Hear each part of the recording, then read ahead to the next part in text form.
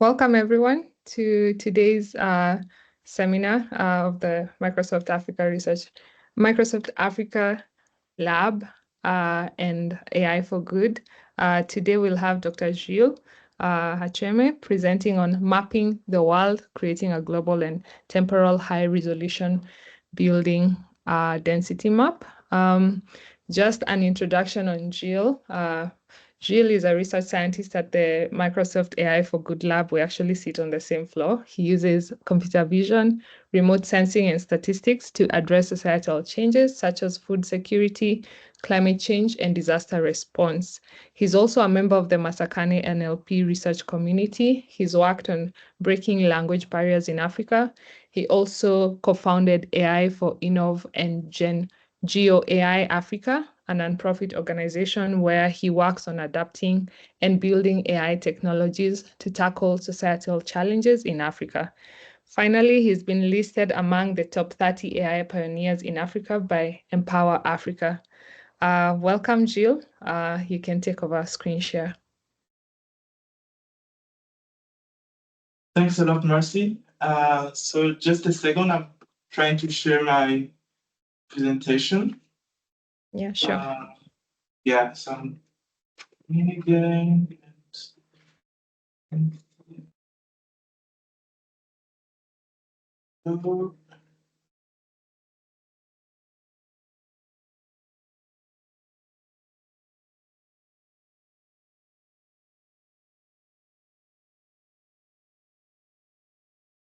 as it does that, kindly feel free to post your questions on the chat so that either he addresses sequentially or at the end of the presentation. Thank you. So nothing is there, right? You cannot see. Can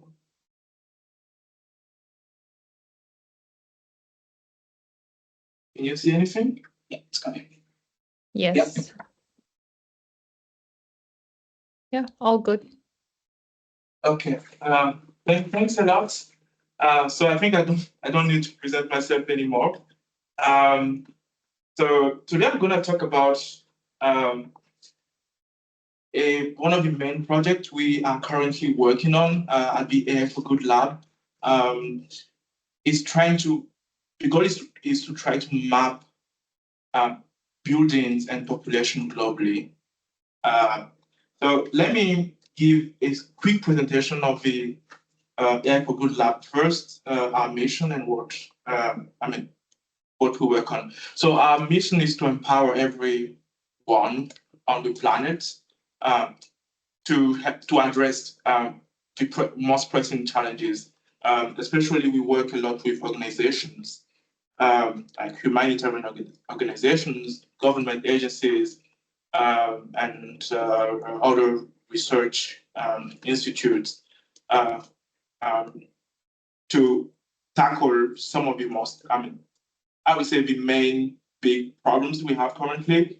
And I think you can think of climate change, you can think of how to respond to disasters. You can think of conservation efforts worldwide. It's no question to all of us that, it's no more a news for you guys that technology is changing rapidly, and we having a lot of progress recently. At the same time, it's creating also different types of challenges, I would say, from digital divide to increasing inequalities in many countries. At the same time, as I just said, we are facing a lot of problems currently. It's really surprising that, in 2020, almost 9% of the whole world was still lacking of food. So we're developing cutting-edge technologies, but when it comes to some of the most fundamental problems of humankind, which is simply making sure that everyone has food, we are still lagging behind. More than 2 billion people are facing climate risk serious climate risk, and this number is going to grow with time. And many endangered species are not, unfortunately, being tracked. And if you don't see something, I think you can always pretend that it doesn't exist. So how do we make sure that with the technology we have, we can tackle these problems? So we work on a wide range of problems, from identifying unconnected people, and you can imagine how I would say devastating it could be to not be connected. Just imagine in a disaster response scenario where people should receive messages from early warning systems. If you're unconnected, you can't simply receive those messages.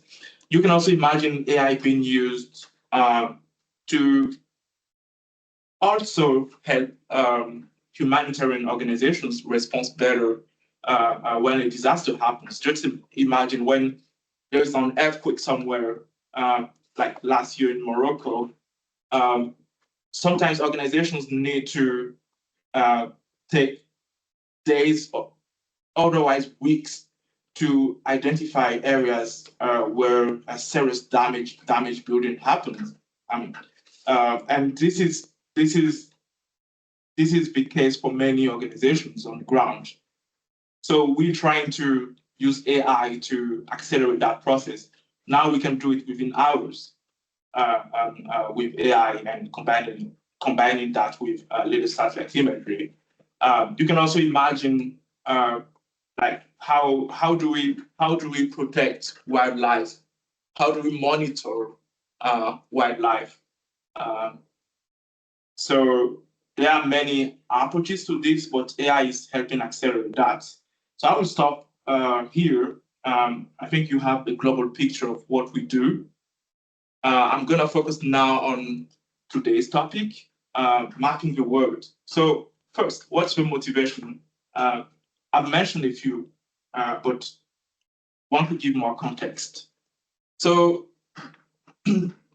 what we have several, I would say, problems or pillars that we try to tackle at the AI Good Lab. And one of them is food security, another humanitarian response, as you may have understood, but also helping governments having the right data about the population and so on. A common denominator of all these problems is people, right? You can't, like, our goal is to have an impact, which means improve lives. But how do you improve lives of people where you don't know, if you don't know where they live? If you can't identify where population is growing, if you can't identify migration patterns, how do you design infrastructure? How do you respond when there is a disaster? When you have outdated data about the population? That's exactly the problem we're trying to tackle, to make sure that this data is available and readily available. I mean, there are some existing data, and I will talk about it and talk about the current limitation. Zindre is a city in Niger. And as you can see on this map, from 2011 to 2023, the population is supposed to almost double. But again, the latest census data is from 2011. And the only data we may have right now is projections, which can be hugely inaccurate. There are existing population maps, as this one called WorldPop. This is available at 1 kilometer spatial resolution. And it is already a very important data set for many organizations. And when disaster happens, this is one of the primary sources where people are trying to use this information and to map it with disaster assessment maps to evaluate, okay, which proportion of people are endangered and where the need are the highest. But as you can see, this map is pretty coarse, right? 1 kilometer resolution. And the question is, can we do better? Can we go at a higher level of resolution? And can we be more accurate? Because something that we have also noticed is that sometimes the existing data sets, including WordPop, can be outdated in some places. So how do we make sure we have a readily available data set that can be used in such critical moments like disaster? There are also existing building footprint data sets. And I think with those data sets, it's possible to create maybe higher resolution data sets, at least of the building. But again, you can see here, Microsoft and Google building footprints don't cover all the world. And something I will add to that is that the existing building data sets, if they are not outdated sometimes, they also are limited in terms of the temporal aspect. Like you usually have one point in a time, which doesn't help you if you want to analyze the dynamics. If you want to identify where populations are settling, and where growth is the most striking, it doesn't help with that. So let me summarize a bit. The goal here is to create population and building density maps that are at least higher resolution than what exists and more accurate and less outdated, because most of what exists is outdated in some places. Here we partner with an institution called IHME. IHME is for Institute for Health Metrics and Evaluation. So they have expertise in population health research, and so our goal here at the Air for Good Lab is to create a building density that they will be using as the first or the main component to predict population worldwide. We using high resolution satellite imagery available, from PlanetScope, and available at around 4.7 meter resolution.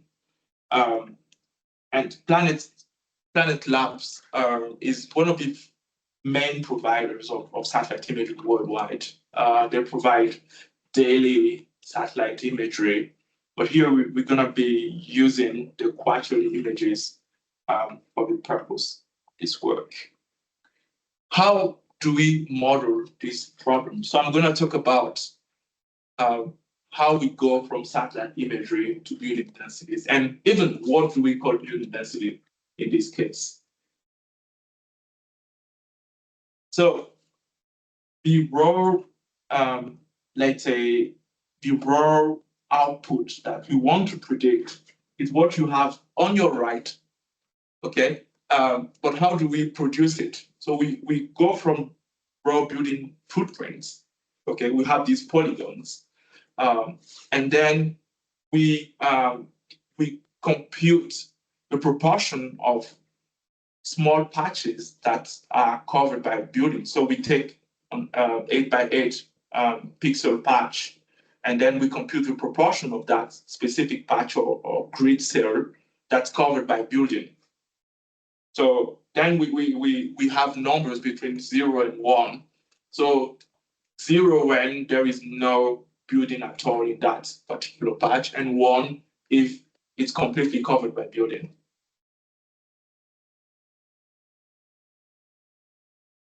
we're using an approach based on U-Net models. U-Net models are known for their quality in doing semantic segmentation, which means usually you go from an image to predict to predict for each pixel its class.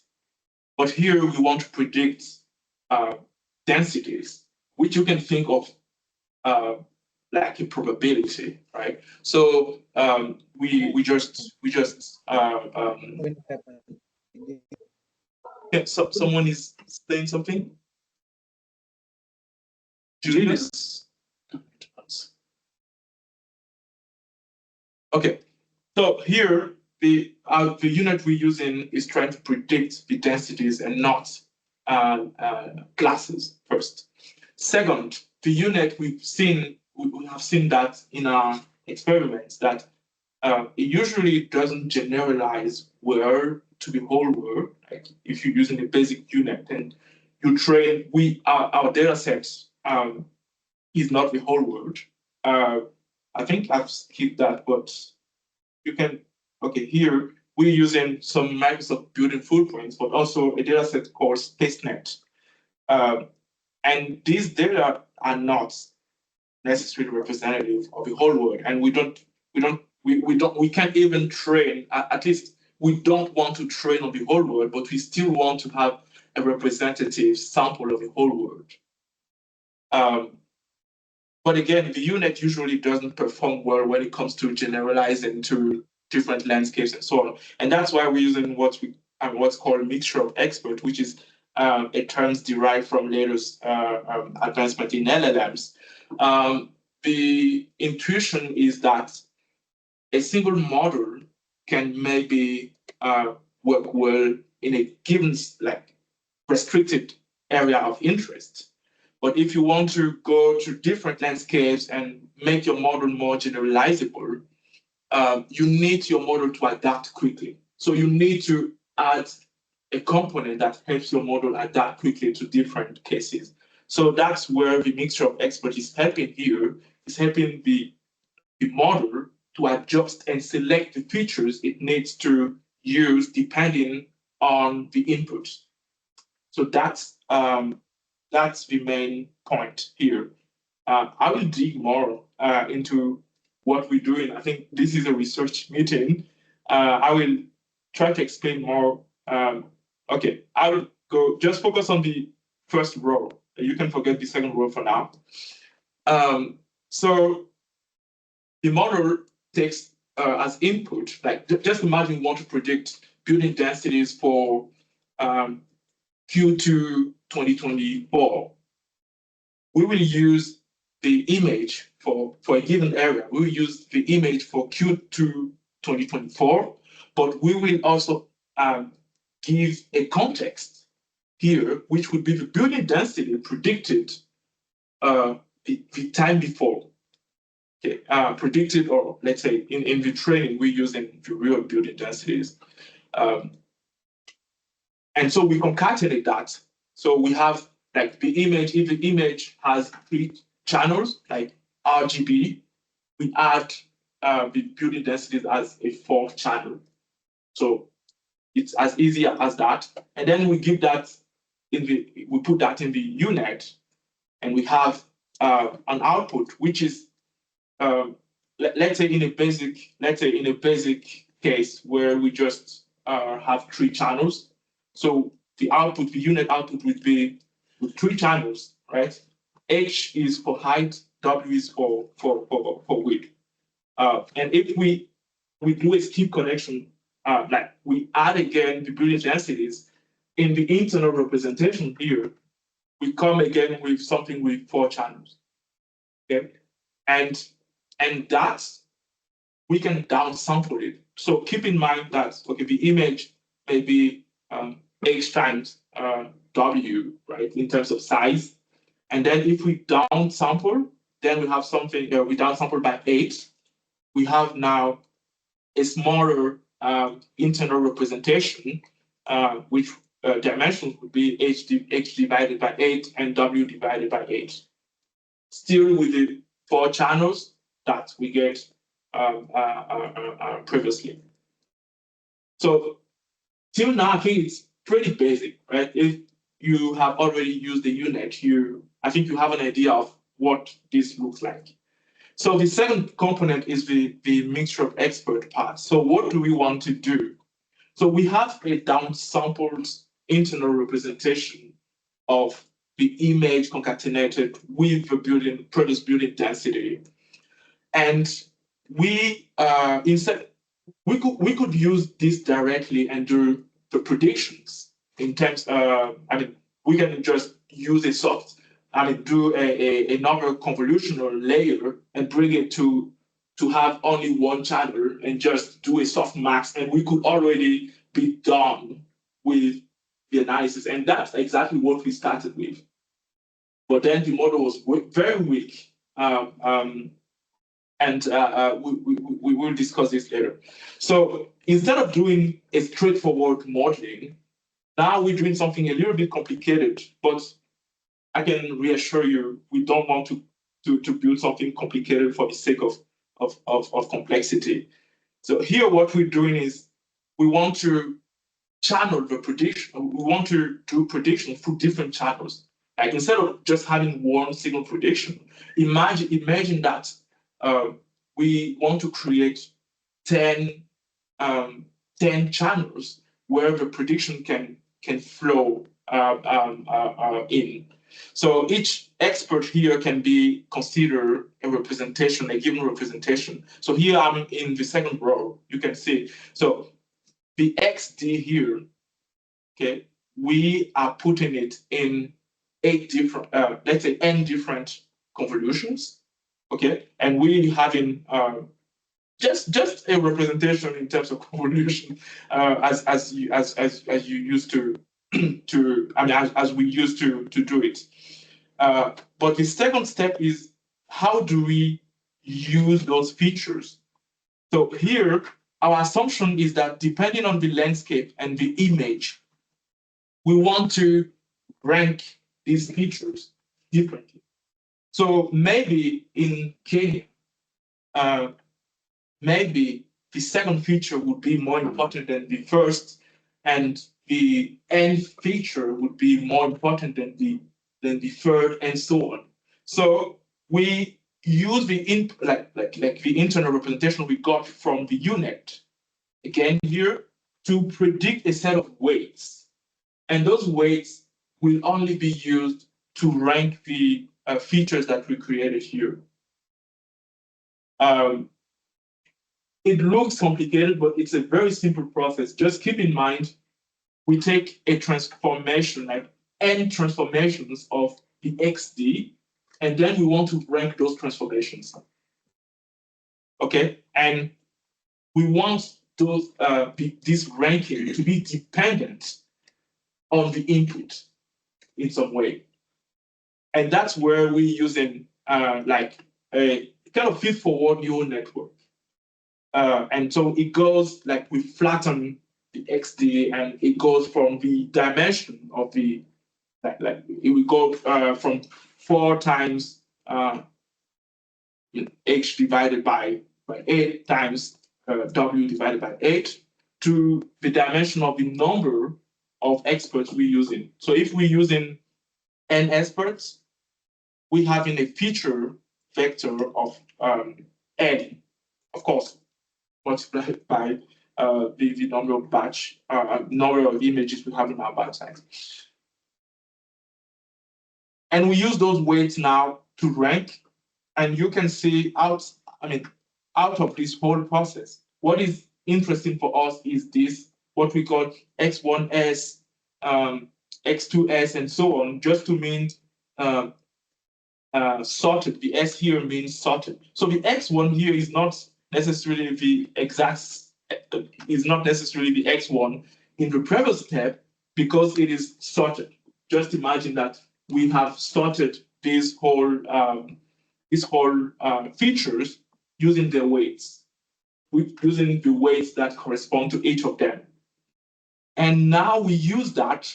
We use the top K. So imagine that we don't want to use all the features, and we only want we just want to use out of 10, maybe we want to use 5. So we can select the top K and do now, again, a normal skip connection to the building densities at T-1. This is still to force the model to keep in mind what was there at time T-1. So through the whole system, you will see we made 2 skip connections with the building density at T-1. And so this is concatenated to the top K features that we selected. And it's only that representations that we use now to, we run now a new convolutional layer, which will just compress everything into one channel dimension. And that will go through a sigmoid. So that's the whole process we're using currently. And I can show you, maybe before I will show you some results. This is the training part, which is, I would say, maybe a third of your work, 1/3 of your work. Because the second third of your work is running, like once you train this model, how do you make prediction worldwide? It needs a massive infrastructure for that. And that's what I'm gonna explain quickly here, because this is not just, I will tell you, this is not just a research work, it's an applied research work, which means that whatever model we build, the goal is to be able to make predictions anywhere else on Earth, and for those predictions to be useful at the end of the day. So we have, for the entire world, we have almost 800,000 tiles for each quarter. So just imagine we have, from 2017 Q3 to 2023 Q3, we have 800,000 tiles that maps the whole world in terms of images, which represents actually more than 1 petabyte of data. And this is something that we have to run through Azure ML, and things don't run easily. Like we have, this gives us a lot of headaches. The first run we made was in December. Just imagine between Christmas time, I was having some headache with the rest of the team with this. Machines were crashing for reasons we don't always understand and so on. Which means sometimes we do things in the lab, it looks nice, we could do predictions in a few areas, but then suddenly when you want to run things at scale, it's way, way, way harder. Let me show you a few results. I can actually skip this. I think you have already seen this. We used more than 100 GPUs to run the inference. And it still takes like 1 day and a half, I think, around 1 day and a half. The first one we made was with 50 GPUs, if I remember, and that takes 5 days. And we have to relaunch and relaunch and relaunch some of the jobs that were crashing. So let me show you a concrete example, because that's the whole point of this pipeline. So here we are in Doro Aldo in Ethiopia. So you can see it's a region where that has been growing a lot. This is this is what current okay, I have to double check the source of this, but this is I think the prediction for 2017 Q3, right? And this image, which I can't tell you exactly the timestamp of this image, but it's definitely showing that there are many buildings that comes after 2017 Q3. And so this is what our model is capturing. So the blues here are showing growth areas. Right? The model is not perfect, of course, but you can see that at least we're capturing things that simply were not there. And sometimes when we overlay with things, existing maps, we just see that those maps don't capture new areas or new growth areas. Something more interesting in that area is that a chunk of that is under high flood risk. So you can see before you continue. Yes. I was struggling to understand the map, like before and after, to indicate growth. So the green area here is where we detected buildings in Q3 2017. Okay. And the blue areas are the new detected areas from our models run on images from Q3 2023. So there is a growth from Q3 2017 to Q3 2023, which is not captured in many existent maps. Okay. Maybe there's a question by Mushai on the screen over there. Oh, there's no questions, Basit. Yes, let's go. So do you have why is downsampling important? Oh, why is it important? Okay, so we work with, as I said, with domain experts, IHME. So when you downsample by 8 times 8, we have a spatial resolution of about 40 meters. So from what they said is that 40 meters, just imagine 40 square meter, is around maybe the size of a flat or, and so on. So we don't need to go to a higher resolution if we map in building densities to see what we make. Okay. And so the intuition is also that by downsampling, we make the problem easier, but we still have a high enough resolution to capture buildings at a very, I would say, high resolution. Yeah. Mushai, are you okay? Yeah, I get that. How do you determine how much to downsample by? So in the previous example, you had 8. Yeah, this is interesting. I mean, I would say there is no gold standard. The only thing for us is to pick something that makes sense, at least, and that's also a multiple of 2, because as you can see, we divide things, and so we need an exact integer out of it. The only rationale here is that I think the highest resolution you can get is from you have some maps from Meta, for instance, that are around 30-meter resolution, which is the highest resolution, but it is not available everywhere.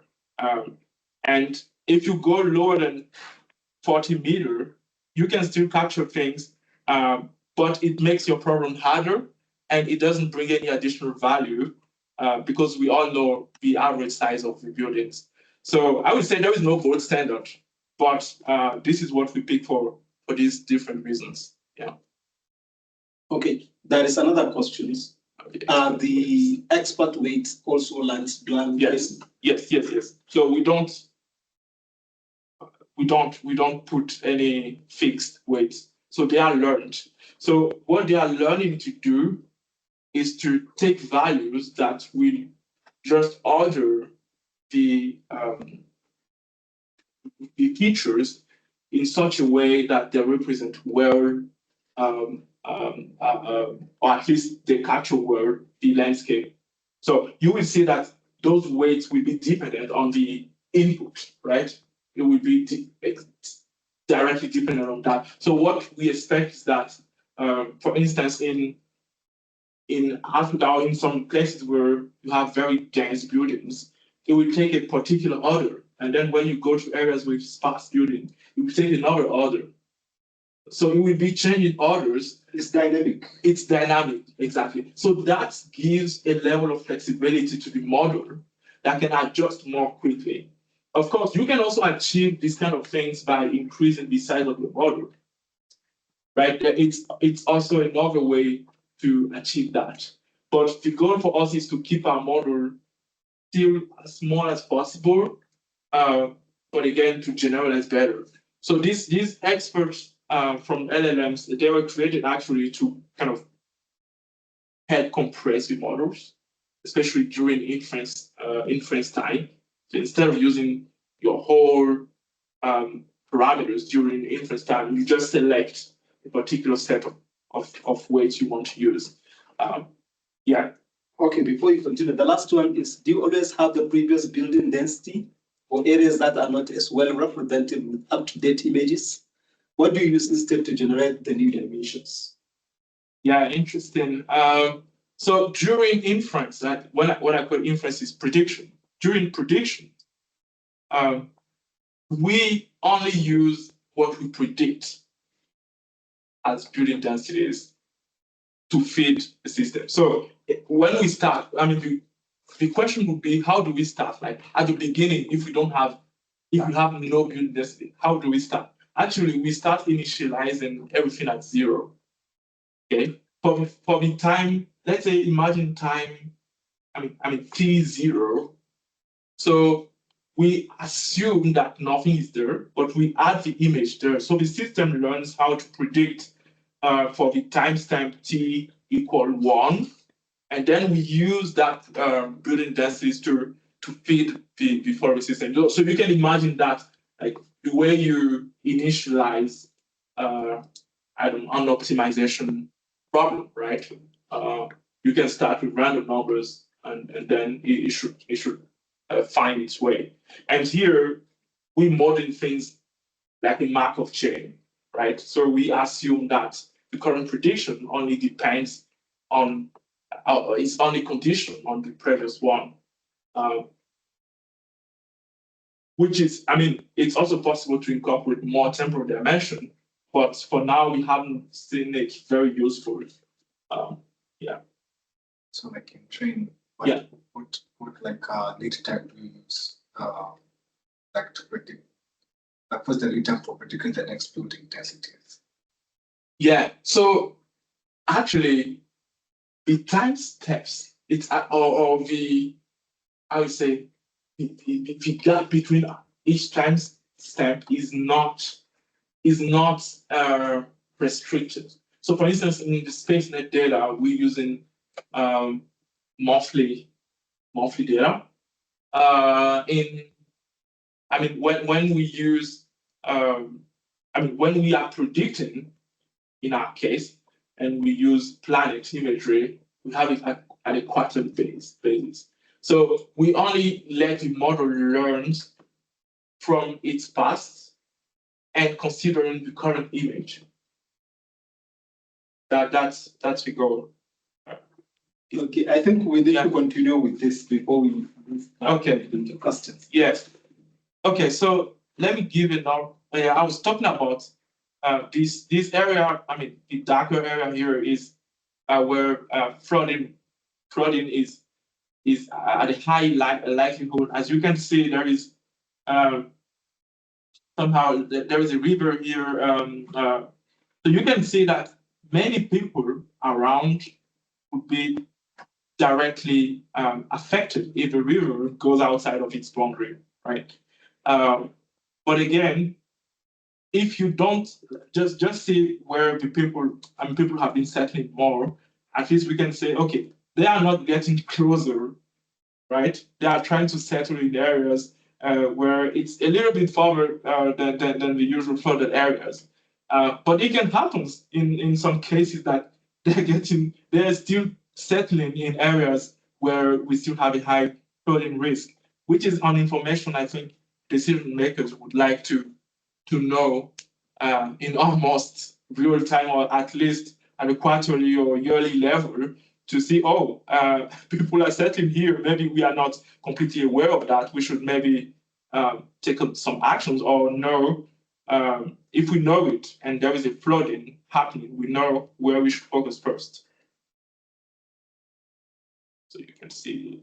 Okay, I will give another example in Sudan. If I move on, Yes. back to that flooding example, is there a way of being able to sort of, at the same time, compute the slope so that you know whether they are building towards the river embankment or? Yes, I mean, it's possible. How would you know whether it's possible?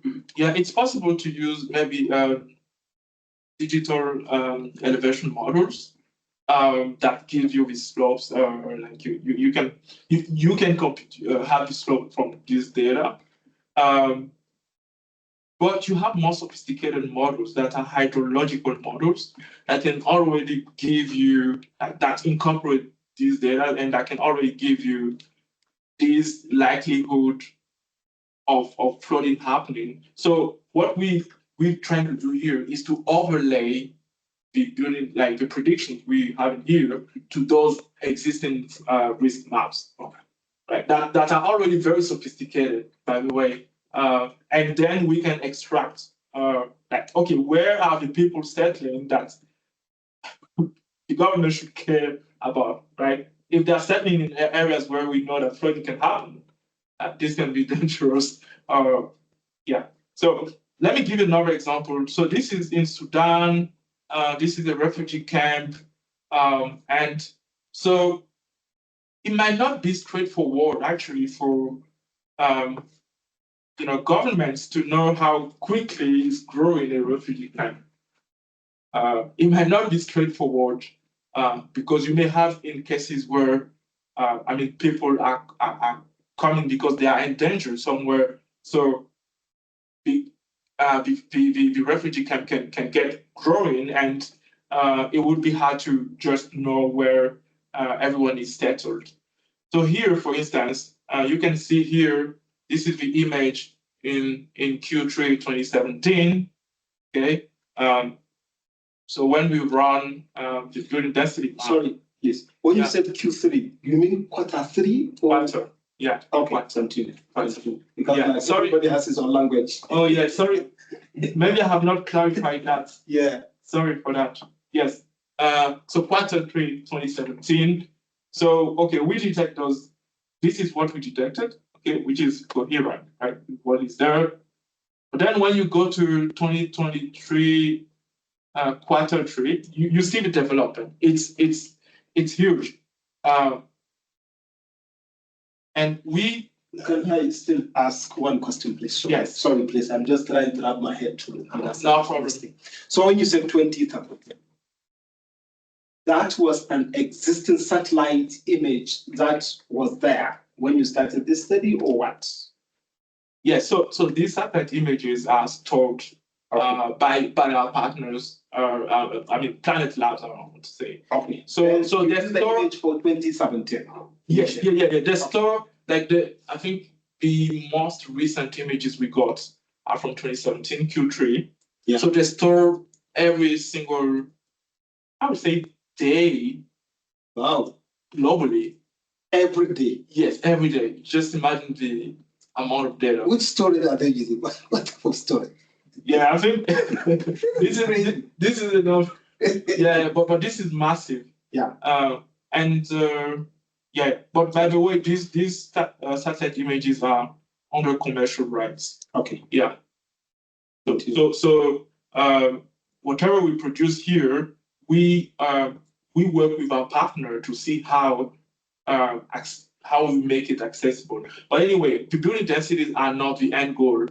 The end goal is the population densities. So, but to produce those population densities, and this is done by our partner IHMA, they use our building density as let's say the main components, and they add other covariates like proximity to roads or night lights data and so on.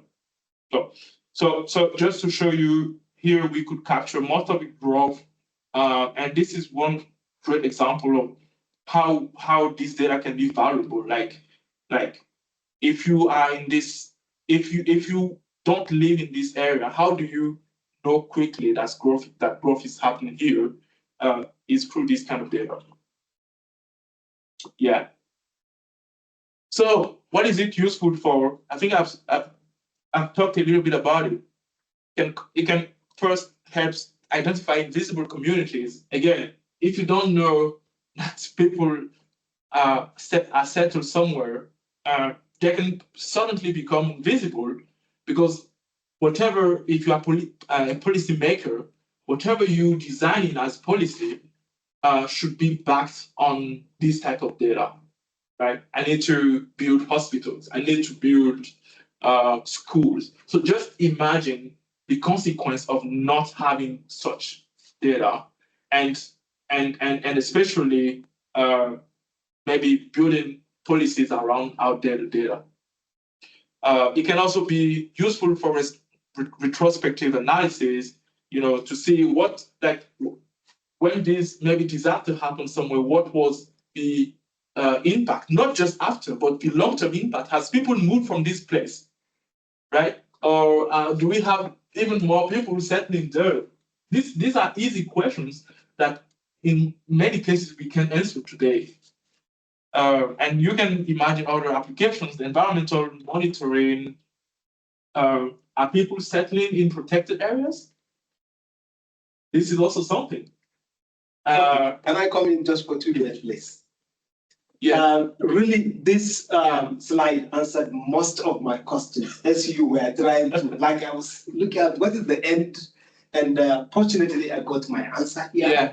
But I have one question to ask Yes, as a follow-up to this one. Yeah. So my PhD happens to be in digital disaster response. Oh. And one of the things I realized, and I was reflecting and thinking to ask these questions. Yeah. While I was doing my PhD then, there was this 2010 disaster in Haiti. I don't know whether you know about that, 2010. Yeah, yeah. In which about 300,000 people died. Yeah.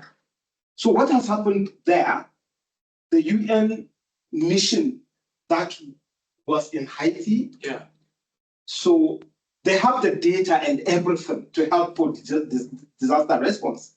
Unfortunately, the aspect affected even the offices there. So there wasn't any data to start from in providing responses in terms of the routes, in terms of the number of people, and the communication collapse. So other humanitarian organization has to come into port and develop an SMS message.